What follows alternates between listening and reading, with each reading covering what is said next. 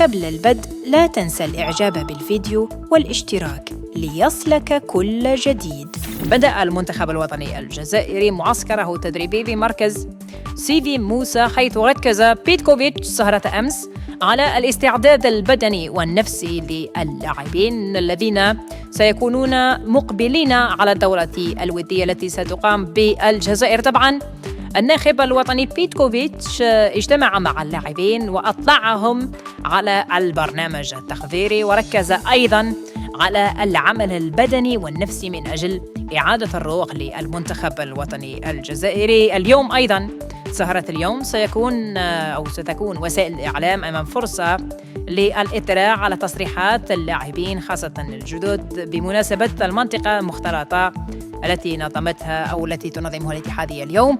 إذن اليوم سيكون التركيز أكثر على اللاعبين الجدد والتعرف على طموحاتهم مع المنتخب الوطني الجزائري. نبقى مع أخبار المنتخب الوطني الجزائري. الحدث الأبرز مع حلول اللاعبين بمطار الجزائر كان وصول وعودة ياسين إبراهيمي بعد غياب طويل. ياسين إبراهيمي أبدى سعادته ورغبته في التعرف على بيتكوفيتش وطريقة عمله. لنستمع لما قاله ياسين إبراهيم. الحمد لله, je suis vraiment content, pressé de retrouver l'équipe et voilà, et bien travailler inchallah. Non, je le connais juste de nom et ça sera l'occasion de le rencontrer inchallah. L'objectif c'est de gagner le plus de matchs possible inchallah. Merci beaucoup. Barakallah fait comme ça. طبعا هذا ما قاله ياسين إبراهيمي الذي قال بأنه يريد أن يتعرف على طريقة عمل بيتكوفيتش. بدوره أيضا المهاجم بغداد بونجاح حل بأرض الوطن وأبدى سعادته وفرحته بالعودة للمنتخب الوطني الجزائري، وكشف الطموحات التي يتطلع إليها رفقة المحاربين. لنستمع لما قاله بغداد بونجاح. أنا بالنسبة لي أنا مازال ما تكلمتش معاه وإن شاء الله نتمنى له التوفيق.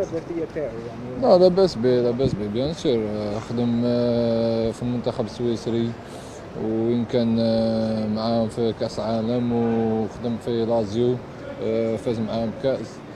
حنا نتمناو حنا يجي نعاونوه هو يعاوننا ونكونوا مجموعة واحدة إن شاء الله. بيان سور إبراهيمي من اللاعبين كما نقول لك الخصائص اللي عنده ما كانش في لاعب اخر. ان شاء الله نتمنى له النجاح كاع والتوفيق. هذا ما قاله بغداد بونجاح الذي قال بأنه يسعى للعمل والعودة للواجهة مع الخطر بعد النكسات والخيبات الطويلة. من جانب آخر اليوم أو بالأمس حل منتخب جنوب إفريقيا بالجزائر للمشاركة في الدورة الودية التي ستقام هنا بالجزائر. الحدث الأبرز كان تصريح المدرب هوغو غروس الذي تكلم عن مواجهة الجزائر وتكلم عن تفاصيل أخرى حدثت في كان الكوتيفوار. لنستمع لما قاله هوغو غروس.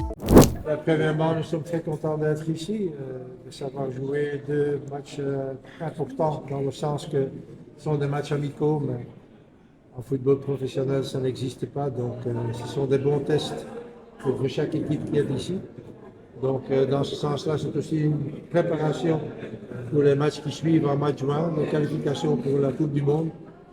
Donc de notre côté, on a quelques jeunes joueurs avec nous qu'on veut voir jouer dans un niveau comme un niveau international, disons.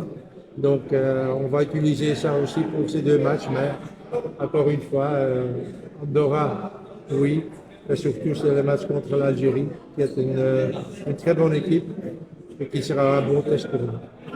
Le premier match, c'est le jeudi, Inch'Allah. Juste un petit message pour le public de Anna. Pour le public, je pense que si on peut venir voir un match entre l'Algérie et l'Afrique du Sud, ce sera toujours un très bon match. Donc, tous les gens qui aiment le football, qui soient dans le stade déjà jeudi maintenant contre Andorra, mais surtout à l'Alger contre l'Algérie. Un petit mot concernant l'équipe algérienne. Un petit mot pour l'équipe algérienne. l'équipe algérienne, je pense qu'ils ont été décevants au Cannes il y a quelques mois. Donc, c'est pas leur niveau. Je sais que l'Algérie sait faire beaucoup mieux que ça. Ils ont un nouveau coach. Donc, un nouveau coach, c'est toujours bien pour l'équipe. Tout le monde sera motivé. Donc, je pense et j'espère, parce que, encore une fois, une équipe comme l'Algérie, ça doit être toujours un Cannes, ça doit être toujours, disons, quart de finale, demi-finale, avec les qualités qu'ils ont. Merci beaucoup.